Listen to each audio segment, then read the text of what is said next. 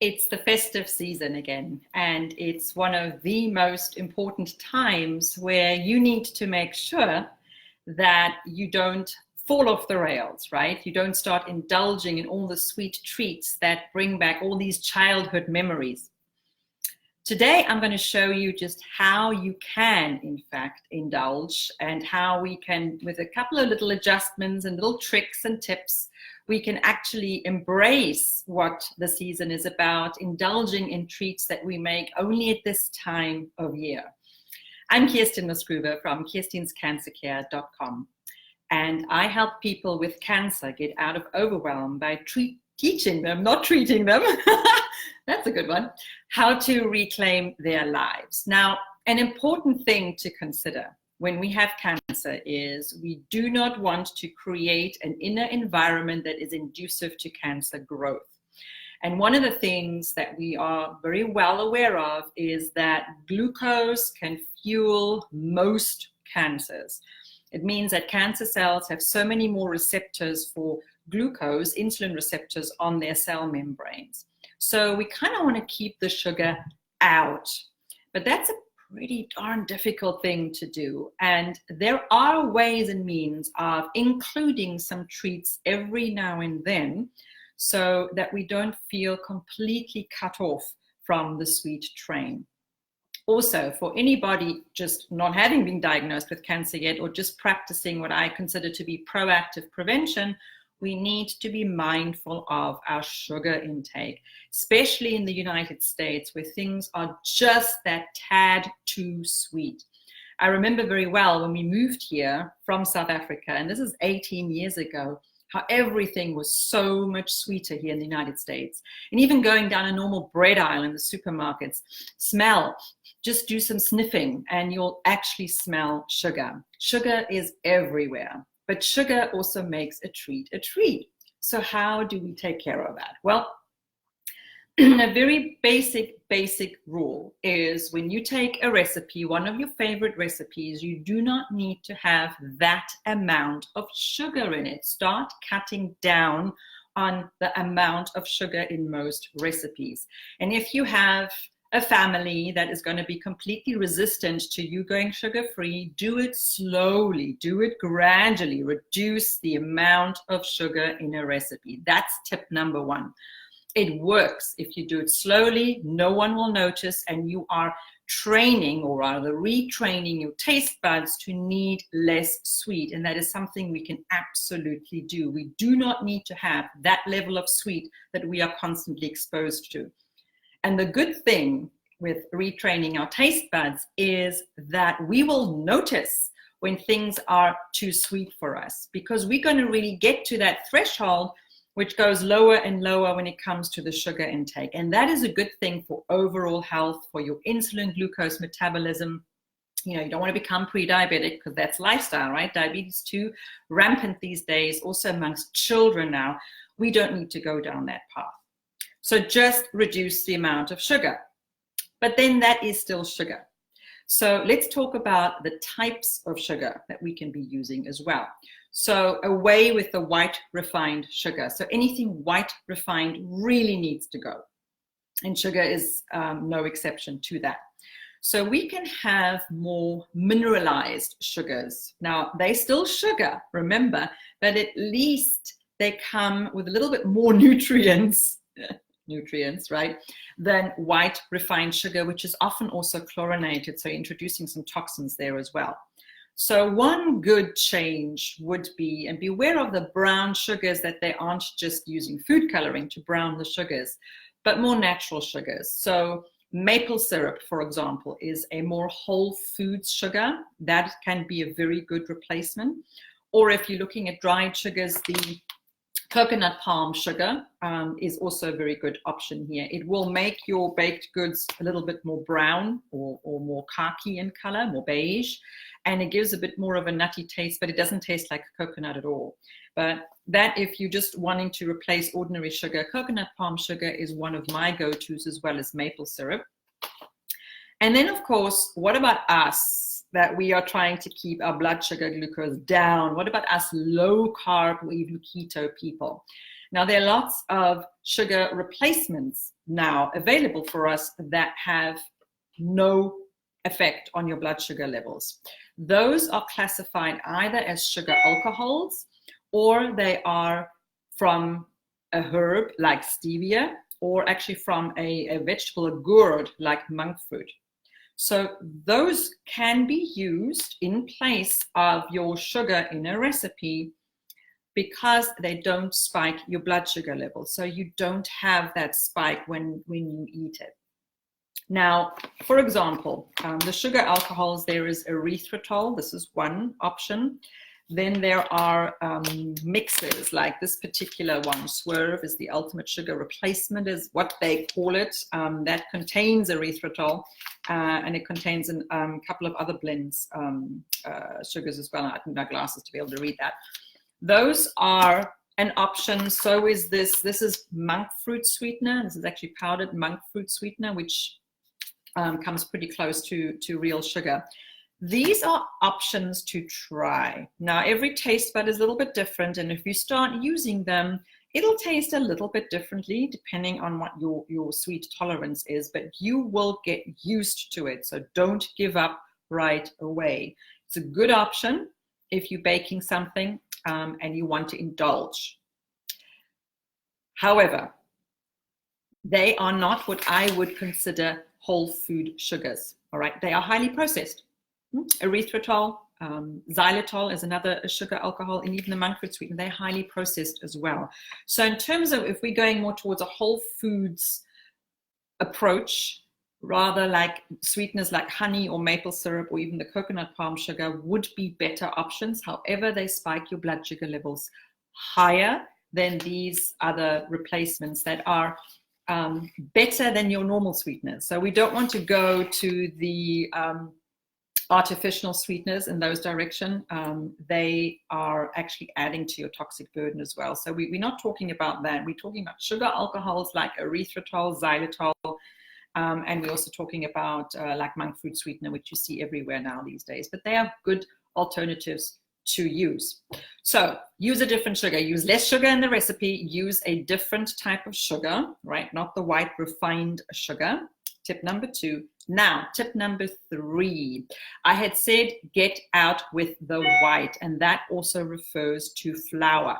Now, if you do not have any issues with wheat or gluten and you're using wheat flour products, here are the options that you can take. Instead of using white refined bleached flour, you can go and use flours which give you a little bit more fiber. In other words, don't raise your blood sugar levels to the same degree. So it depends on where you're starting. If you're coming right from scratch, just from white refined bleached flour, a very good option for you is, for example, whole wheat pastry flour. That's an option that you can use in your cookies, or even spelt flour. It's a different type of wheat that can be used as well, which gives a little bit more fiber. Why? Because the wheat kernel hasn't been stripped of all the minerals and nutrient containing coating, as is with white flour. Now, if you really want to go old-fashioned wheat kernel that hasn't been as hybridized, as they call it, which means hasn't been as changed, because that's what's been happening over the last 50 to 60 years, is that the wheat kernel has been tampered with to a great deal. And a lot of the nutrients have been hybridized out. And especially, I hate to say it, but especially in the United States, we don't get that same degree over in Europe, although, you know, we have trends there too, but just not to the same degree. Also, of course, conventional corn and wheat is often sprayed heavily here in the United States, especially with glyphosate. And we know from numerous studies, just go to PubMed.org and type in glyphosate, which is spelled G-L-Y-P-H-O-S for Sam, A-T-E, glyphosate, which is the main ingredient in one of the main weed killers, including Roundup, which you use maybe on your pathways. How toxic that is to your system, to every body system, to your endocrine system, your hormones, to your reproductive system. It's affecting fertility, it's affecting brain function. It's affecting all kinds of bodily organs and systems. So we want to avoid that. And unfortunately, in the United States, that is still allowed. So stay away from conventional flour. Now, An old-fashioned wheat kernel is called Einkorn. It's actually quite a German word. It means a single kernel. That's actually the direct translation, Einkorn. That hasn't been tampered with. It's been used for thousands of years, and you can actually get that as flours now too. That is also another option if you're wanting to replace your flours. Then of course people will say, well, what if I have an issue with gluten? What if I need to stay away from wheat? There are lots of gluten-free one-to-one replacements out there. This is a particular one that I have, which I use when I'm baking for someone that I know I'm going to be seeing who has a gluten or wheat issue, wheat allergy in particular. These are great options, great alternatives in that case. However, we want to be mindful of the quantity of consumption, because very often the flours used in these are actually high glycemic. Now, what does that mean? It means it raises your blood sugar again faster. All right. And very often they're not whole wheat. So they're also, that has an added effect of, again, affecting your blood sugar levels. So rice flours, even if it's brown rice flours, potato starch, these are the kinds of replacements that you find, which is great for someone who has a wheat sensitivity, but it can affect your blood sugar levels. So don't consume sparingly. And that's really my tip number 4. So choose a different type of flour. My tip number 4 is just don't eat as much, and make the sizes of your cookies smaller, please. Bigger is not always better. Or rather, I come from a German background, and Christmas time is just great. We have lots of different varieties of cookies that we bake and that I indulge in, but they're tiny. You can see some in the background there. They're really small. So it's a really small treat. You don't need to have a cookie that is the size of your head. No, it can be a small treat. And you still feel like you're having a treat. So reduce the size of the actual cookie as well. And then lastly, also my tip will be spices. Now, this time of year, we use all kinds of good spices. Again, watch out for, use the spices that haven't been radiated. We really need to support our little bodies in whichever way we can. We've been bombarded with so many things from our environment, okay? So what can we control within our households? Clean products, and that includes spices as well. This time of year lends itself to all the warming spices that you often find in Indian cooking as well. And it's found repeatedly in Christmas cookies. I love blends like the pumpkin spice blend here will have cinnamon in it. It will have ginger in it, nutmeg and cloves. Great. Then you get allspice as well. All of these spices have potent anti-cancer qualities as well. So great to use. Use them. And if the recipe says 1 teaspoon, I always put double. I always put 2 teaspoons in, and everybody loves it. So a great option there. Now, what do we make? What are we doing? So I thought I'd share a very quick recipe, which is so easy to make. This is a quinoa crisp. And what is great about it is you create the mass, or it's not really a dough. You spread it onto a baking sheet lined with unbleached parchment paper. Again, no bleached, please. Let's keep that out. And you bake it, and then when it's totally cooled down, you just use a pizza cutter and you cut it into little squares or whatever you feel like doing. And they come out like this. All right. So what's in it? Really yummy. It's quinoa and chia seeds, and this one has gluten-free oats in it, and lots of the spices here. And I had a bit of maple syrup as well, and coconut oil. That's basically it. I will post the link in the comment section because I have this particular recipe on my website. Very easy also to include the warming spices here. Yummy. It's a really great little treat. And again, you just need a little piece. Look at that. Just a little piece is fine. And you're actually getting a little bit of protein there as well. And what I did too is in terms of decorating your cookies, that's also where, the sugary part comes in. So I have never been one to coat my entire cookies with this thick layer of sugary, glaze. All right. If I do it, I try and keep it very, very thin. But chocolate, just melting chocolate and drizzling it over is a great option. to do as well. It makes the cookies look divine. It gives you an opportunity to use the dark chocolate, 70% and up. So it's less sweet again. You're introducing less sweet, but they look divine. And it's quickly to do. If you line all the cookies on one tray, as I did over there, and then you basically just, you just spread the, use a knife. You dip that into your molten chocolate, not a knife, a fork, into your molten chocolate, and you drizzle it over. You don't have to decorate each individual cookie. So it's a great time saver as well. So what do you do with leftover chocolate like I had yesterday? I had molten this chocolate and it was left over. What do I do with it? I created some brittle. And this is so easy to do. So what I did, what you can see, looks festive looking here, the brittle. So I had extra chocolate. I spread that onto a parchment sheet in a cookie sheet. And I used some goji berries, very high in antioxidants.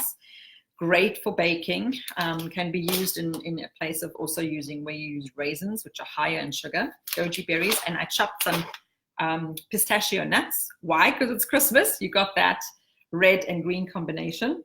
And that's it. And I spread it over and I let it solidify in the fridge and then overnight. And then you take it out and you break it up and voila.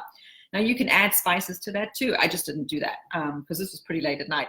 But you can add spices to that as well. You can do all kinds of things with these brittle, and they're so quick and easy to make, and also great to gift or take along to a Christmas party that you may have. And it's more of a wholesome little treat as well. And there's no sugar involved. I just used the dark chocolate. No other sugar is necessary. So I hope I've given you a couple of tips in which you think you can make some adjustments to your favorite recipes. Again, use a lot less sugar in the recipe. Then swap out the sugar, swap out your flour, make smaller sizes. You don't need to have those large sizes. Use spices, okay, and come up with some creative recipes. And you can find some on my website, KirstinScancerCare.com. Now, that only leaves me to wish you a very blessed and harmonious and peaceful festive season wherever you are on your health journey. It's a good time to reflect on the blessings that we in fact do have. And just, I think time is the best gift we can give, time to each other, to think of each other and to spend some time with each other if we can, or to devote our attention to another person in whatever way that will manifest itself for you. And with family like mine who's spread all over the world, this is the time of year when we can't be together and everyone else is. So at least, we can be together in spirit. And that's a very important thing for us to do too, is be there in spirit, but also for ourselves. And give ourselves some slack. Nothing needs to be perfect. We don't need to stress ourselves out. It's not necessary. Time with each other is more important. And this, I do it because it's fun. I don't do it because I have to. And I make those choices as well. So I hope you can too. I wish you a blessed festive season. And again, if you want to find some recipes on my website, KirstinScancerCare.com, I've also written a book that might be a really great gift to give. You will find that on my website or on Amazon. It's called Confessions of a Cancer Conqueror, my 5-step process to transform your relationship with cancer. You can find me on Facebook, on LinkedIn, and Instagram. And I have a YouTube channel too with some of these videos. So again, from me to you, take care for now.